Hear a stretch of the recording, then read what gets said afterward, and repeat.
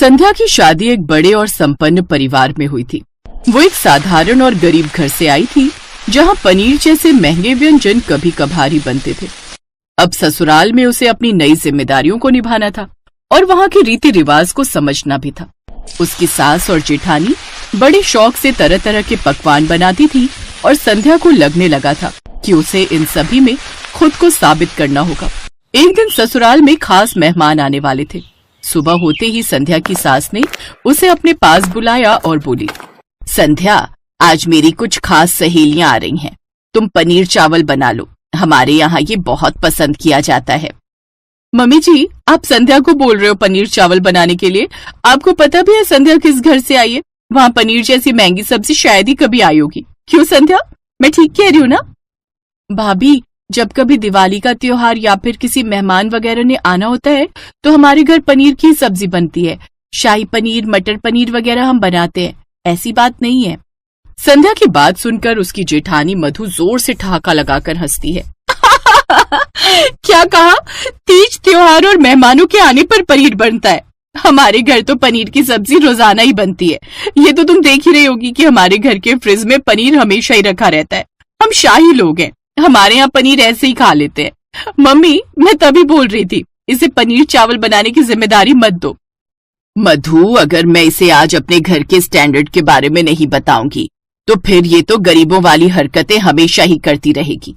मैंने बोल दिया है, पनीर चावल अब संध्या ही बनाएगी। आखिर इसे भी तो पता चले, अमीर खानदान की बहू बनने के बाद वहाँ के स्टैंडर्ड का भी बनना पड़ता है। सास की बातें सुनकर संध्या थोड़ी उदास हो जाती है। उसकी क्या गलती थी अगर वो एक गरीब घर की लड़की थी? आशीष ने संध्या से लव मैरिज की थी क्योंकि वो संध्या को बहुत पसंद करता था। संध्या, तुम टेंशन मत लो, मैं तुम्हारा साथ दूंगा। तुम बहुत बढ़िया पनीर चावल बनाओगी, मुझे तुम पर पूरा विश्वास है। मम्मी जी, देखा, आशीष संध्या की हेल्प करने वाला है पनीर चावल बनाने में। कल तक तो ये एक गिलास पानी भी खुद से लेकर नहीं पीता था और आज देखो किचन में संध्या की हेल्प करने के लिए बोल रहा है। पनीर चावल बनाने में संध्या की कोई हेल्प नहीं करेगा। आशीष, तुम जाकर अपना काम करो। और हाँ, रामू, शांति, तुम दोनों भी संध्या की कोई मदद नहीं करोगे। तुम दोनों आज जाकर के बगीचे की साफ सफाई का काम देखो। रसोई की सारी जिम्मेदारी संध्या के ऊपर रहेगी। संध्या 8 बजे तक मेहमान आ जाएंगे, तब तक पनीर चावल बन जाने चाहिए, ठीक है? जी, मैं कोशिश करूंगी कि मैं अच्छा कर पाऊं। संध्या को लगा था शादी के बाद उसकी लाइफ में बहुत कुछ अच्छा होने वाला है, पर ऐसा कुछ भी नहीं था। संध्या के साथ तो उसकी सास और जेठानी बिल्कुल पराया व्यवहार कर रही थी, पर संध्या ने हिम्मत नहीं हारी। उसने खुद से वादा किया था कि वो अपना बेस्ट देगी। संध्या ने मन ही मन खुद को संभाला और तय किया कि वो इस परीक्षा को सफलतापूर्वक पार करेगी। वो किचन में गई और पनीर चावल बनाने की तैयारी शुरू की। उसने चावल धोकर भिगो दिए और पनीर के टुकड़े काटने लगी। तभी जेठानी मधु ने आकर देखा कि संध्या पनीर फ्राई कर रही है। मधु को लगने लगा था कि संध्या पनीर चावल जरूर बना लेगी, इसलिए उसके मन में संध्या के लिए जलन पैदा हो गई। वो नहीं चाहती थी कि संध्या इतनी आसानी से अपनी जगह इस घर में बना ले। मुझे कुछ न कुछ तो गड़बड़ करनी ही पड़ेगी ताकि संध्या की नाकामयाबी सबके सामने आए। संध्या, तुम्हें मम्मी बुला रही हैं, जरा देखो तो। जी भाभी, मैं अभी जाती हूँ। संध्या के रसोई से जाते ही मौका देखकर मधु ने पनीर में ढेर सारा नमक डाल दिया और चुपचाप बाहर चली गई। पर संध्या ने जब पनीर को मसाले में डालना शुरू किया, हे गणेश जी, माँ कहती है कि किसी भी शुभ काम से पहले यदि आपको याद किया जाए तो आप सारे विघ्न हर लेते हो और काम को संपूर्ण करते हो। इसलिए मैं आपको याद करके पनीर चावल बना रही हूँ। मुझे आशीर्वाद देना कि सब कुछ अच्छे से हो, पनीर चावल स्वादिष्ट बन जाए, कोई भी गड़बड़ ना हो गणपति जी। ये तो सत्य है, कभी भी किसी मंगल कार्य की शुरुआत से पहले प्रथम पूजनीय भगवान गणेश जी की आराधना कर ली जाए तो फिर विघ्नहर्ता गणेश जी हमारे सारे विघ्न हर लेते हैं और कार्य को सिद्ध करते हैं। मसाले डालते समय संध्या ने सोचा क्यों ना थोड़ा पनीर को टेस्ट कर लिया जाए, पर उसने जैसे ही पनीर का एक टुकड़ा चख कर देखा तो वो घबरा गई। हे भगवान, पनीर में नमक कैसे तेज हो गया? मैंने तो सिर्फ मसाले में ही पनीर डाला है, फिर नमक पनीर में कैसे पहुंच गया? मैं ऐसी गलती नहीं कर सकती, कहीं अनजाने में मैंने 2 बार नमक तो नहीं डाल दिया। चावल डालकर भी नमक कम नहीं होगा, मुझे कोई रास्ता ढूंढना होगा। संध्या का दिल तेजी से धड़कने लगा। उसे समझ नहीं आ रहा था कि अब क्या करे। मेहमानों के सामने शर्मिंदा होने का डर उसके मन में भर गया था, पर संध्या ने घबराने की बजाय शांत होकर समाधान ढूंढा।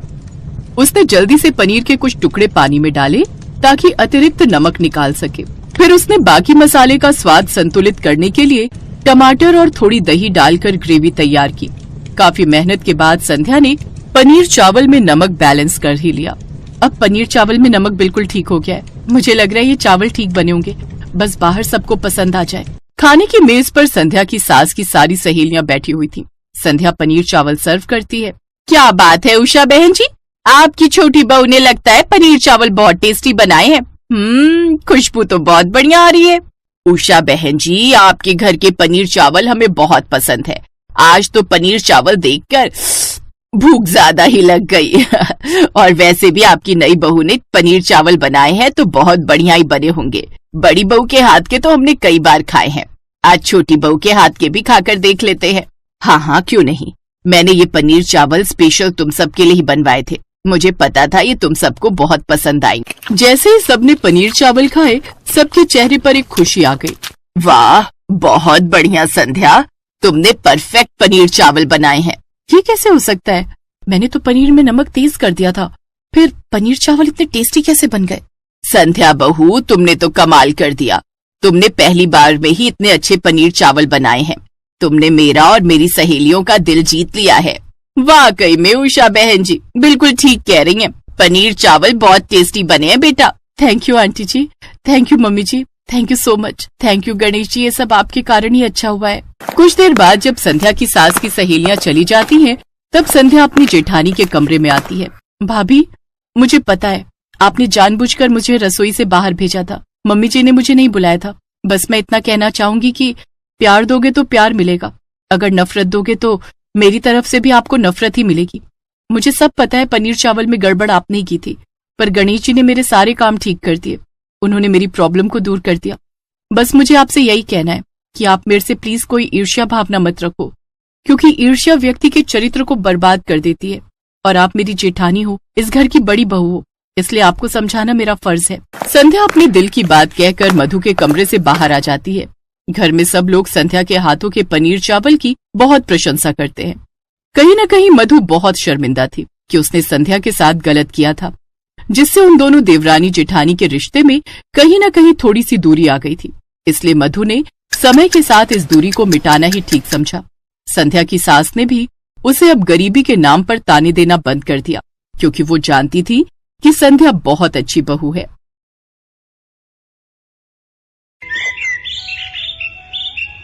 उषा देवी की दो बहुएं नीलम और कविता। बड़ी बहू नीलम के 2 बच्चे थे और छोटी बहू कविता की शादी को 1 साल होने वाला था। नीलम बड़ी थी, इसलिए अपनी आदत के हिसाब से हर जगह अपना रुतबा दिखाने की उसकी आदत थी। वो कविता को आगे बढ़ने ही नहीं देती थी। कविता, रोटियां भी रहने दो, मैंने बाहर वेज बिरयानी सबको सर्व की है। पर भाभी, बुआ जी तो रोटी मांग रही थी, उन्होंने कहा कि वो चावल नहीं खाती हैं। मैंने कहा ना, अभी रुक जाओ, रोटियां जरूरत होगी तो बना लेंगे। भाई दूज का त्योहार था, घर में सब मेहमान आए हुए थे, इसलिए उषा देवी की दोनों बहुएं रसोई में दोपहर का खाना बना रही थी। नीलम ने वेजिटेबल बिरयानी बनाई थी और वो सबके सामने अपनी उसी बिरयानी के गुण गा रही थी, जैसे कि अपने मुंह में या मिट्ठू बनने वाली बात हो। बुआ जी, थोड़ी और बिरयानी लीजिए ना, मुझे लगता है आपको बिरयानी पसंद नहीं आई। नहीं नहीं बहू, तुम्हारे हाथ का खाना तो मुझे बहुत पसंद है, बहुत ही स्वादिष्ट खाना बनाती हो तुम, पर मैं ज्यादा चावल नहीं खाती हूँ। रुको ननद जी, मैं अभी रोटी मंगवाती हूँ। कविता बहू, क्या हुआ, रोटी बनी नहीं क्या अभी तक? मैं खुद ही देख कर आती हूँ। उषा देवी रसोई में जाती है तो कविता रसोई में रोटी बनाने की जगह मीठी सेवई बना रही थी। उषा देवी को गुस्सा आ गया और उन्होंने कविता की डांट लगा दी। क्या बात है कविता बहू, इतनी देर से बुआ जी रोटी का इंतजार कर रही हैं और तुम यहाँ सेवई बना रही हो। अरे पहले उन्हें रोटी तो पूरी खिला लेती। तुम्हें पता है कि वो चावल कम खाती हैं और मैंने तुम्हें स्पेशली यहाँ रोटी बनाने के लिए भेजा था। माँ जी, वो नीलम भाभी ने मुझे।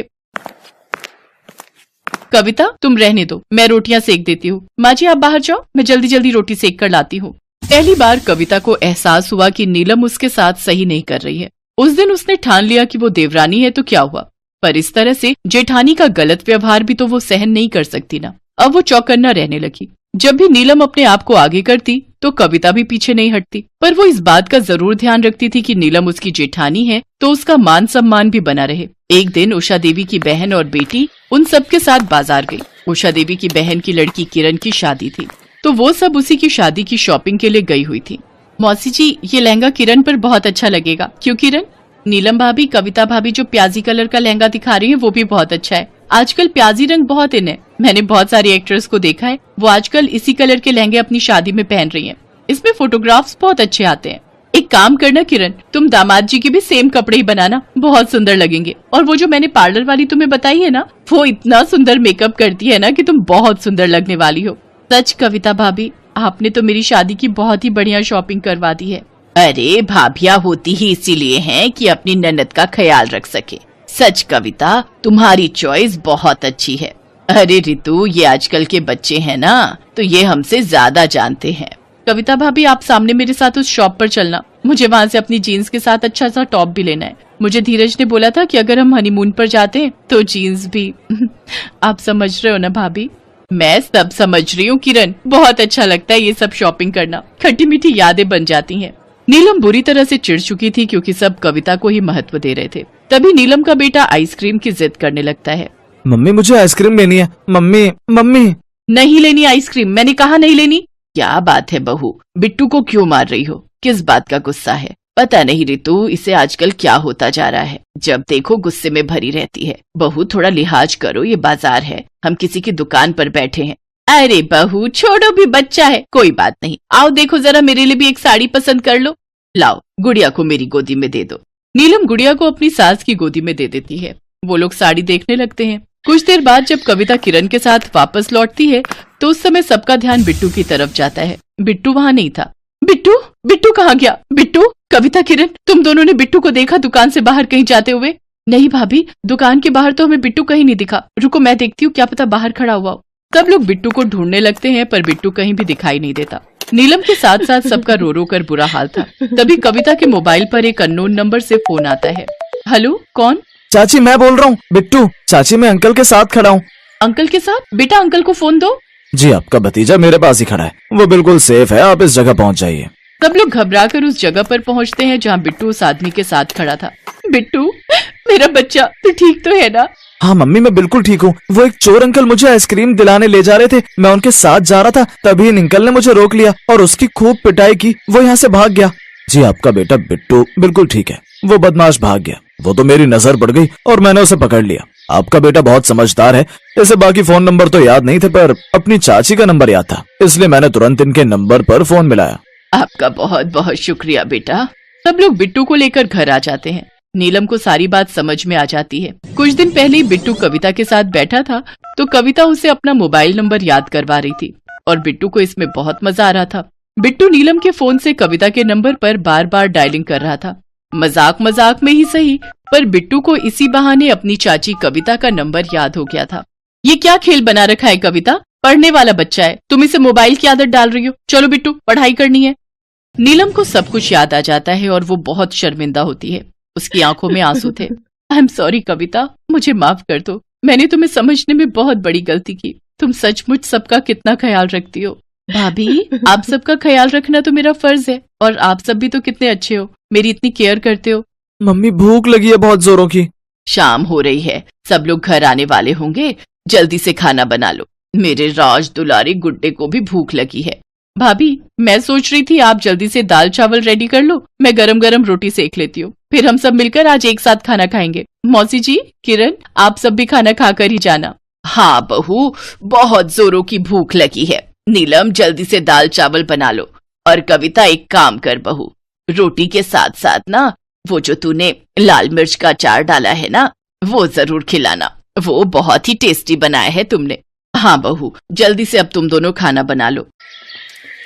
नीलम भाभी, मैं कह रही थी इस साड़ी के साथ चप्पल अच्छी लगेगी या फिर सैंडल? इसके साथ तो हील वाली चप्पल ही अच्छी लगेगी। कुछ भी कहो भाभी, के चावल एक एक दाने खिले हुए बनते हैं, मुझे तो ऐसे चावल बनाने ही नहीं आते। भाभी, मुझे भी इस तरह के चावल बनाने सिखाओ ना, जिसमें एक एक दाना अलग हो, मुझे भी सीखना है। और फिर इस तरह हंसते और खट्टी मीठी बातें करते हुए देवरानी जेठानी दोनों एक दूसरे के गले लग जाती हैं।